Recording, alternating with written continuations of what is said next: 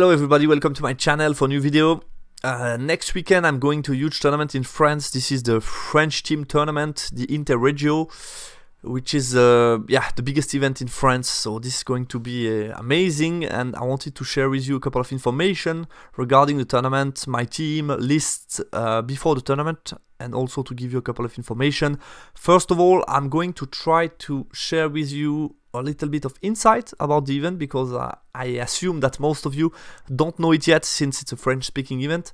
I'm going to try to make some short video using the short function of YouTube to share with you a little bit the atmosphere, how it is there in Châteauroux in France. So this is happening in the middle of France, meaning I have a couple of drive to go there, a bit more than 6 hours. So this is going to be a busy weekend. This is the biggest event of the French-speaking community. We are 46 teams of 6, mostly French teams, 2.5 Swiss teams, and 2 Belgian teams. The half team being my team, because my club is based in Switzerland, but part of it is also in France. So basically we are half Swiss, half French, and 2 Belgian teams as well. Painting score is quite huge in this event. It's 23% of the total. This has 2 consequences. Some of the team are more casual player because they like painting and they like to come there to show their model, and there is an individual rating only for painting. There is also prizes for the best painted army of the tournament. So there is also just a ranking for that. So there are people coming just for the painting score, first of all. And second aspect, this is going to be crazy because you can expect that most of the team will have good looking armies.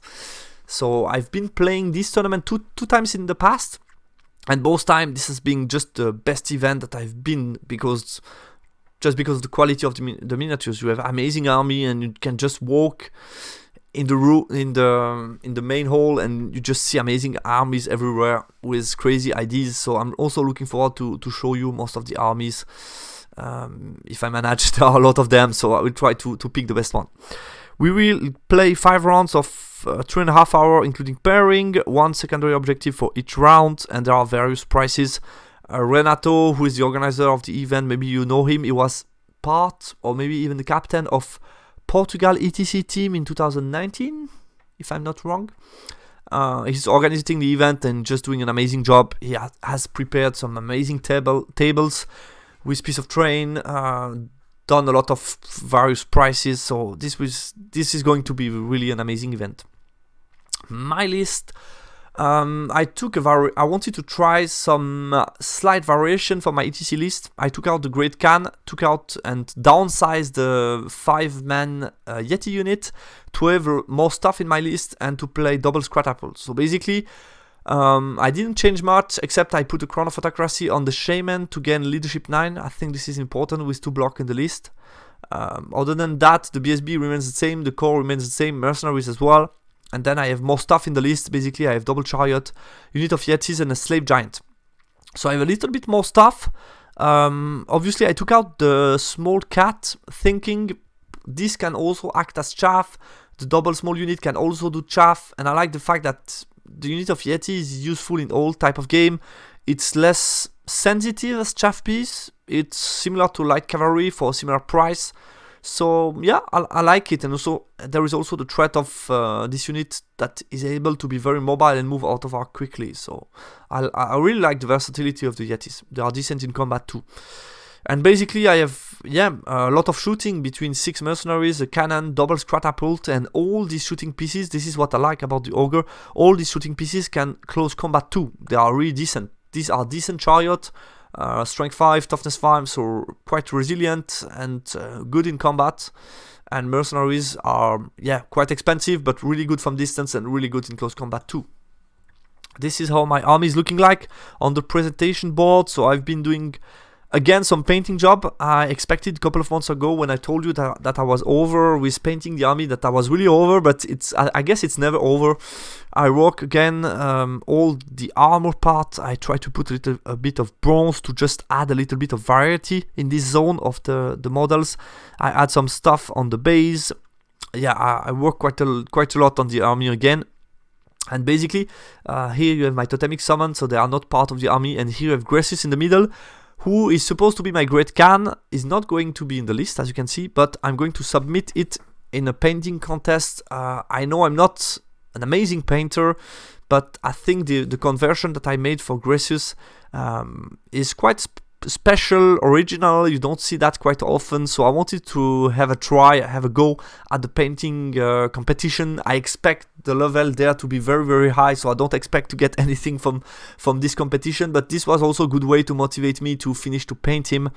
And what I achieved with him, this is not exactly the end version. I had some stuff, but I will put you a video of the end product in the conclusion video of this tournament, so that you can see.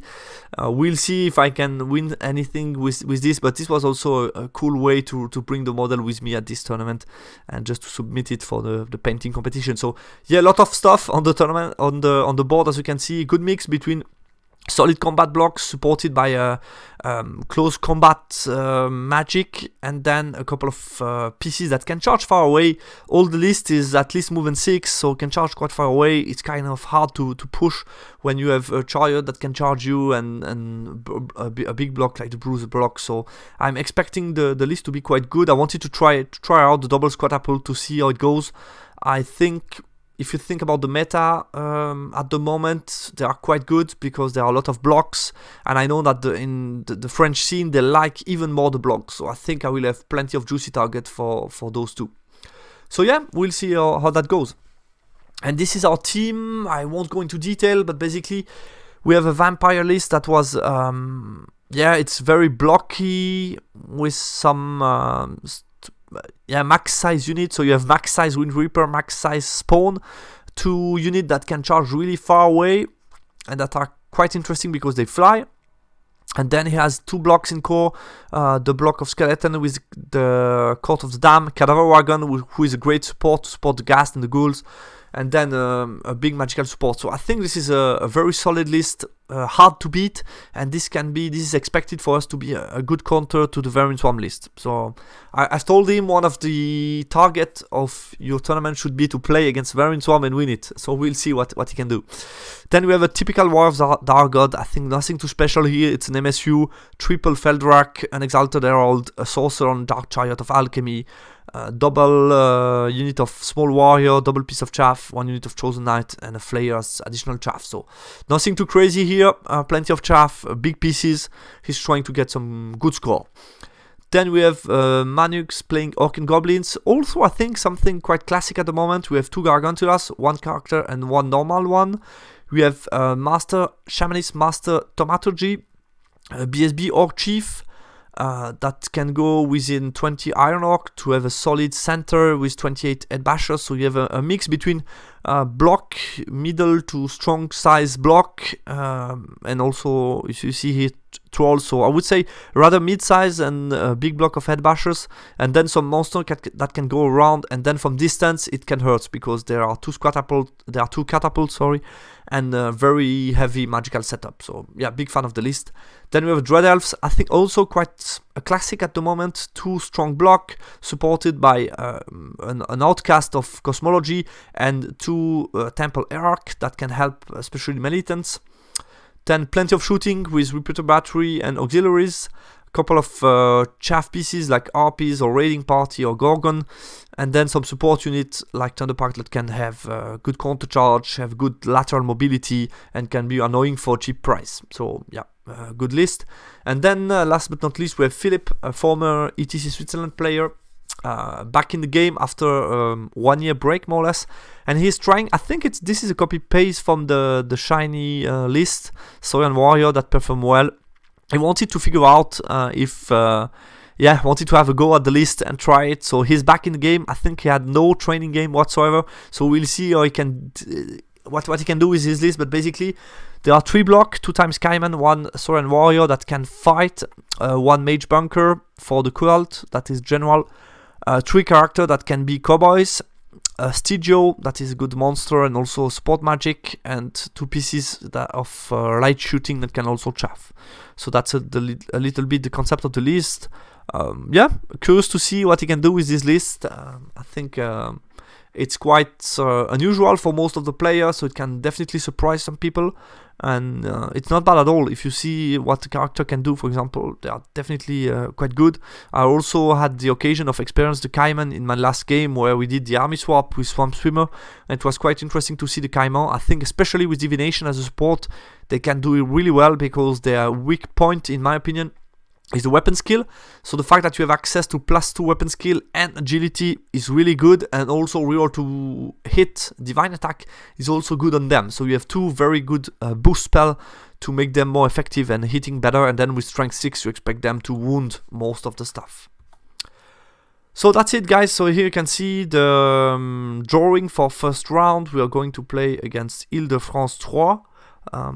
So this is going to be an interesting first round. Don't know them really well. We had time to check the list and stuff. So as you can see, yeah, a huge event. Obviously Renato put a strong COVID concept to minimize the risk of infection during the event. So we are all going to have a mask, to have the COVID certificate. So yeah, I'm expecting it to be as safe as possible, but a lot of us are really looking forward to this. I think the timing of the event it's a little bit the last time to do such an event.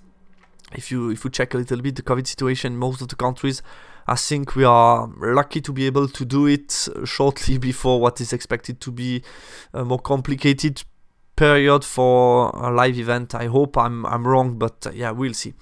And yeah, to finish the video, it's a little bit with a heavy heart that I'm saying that.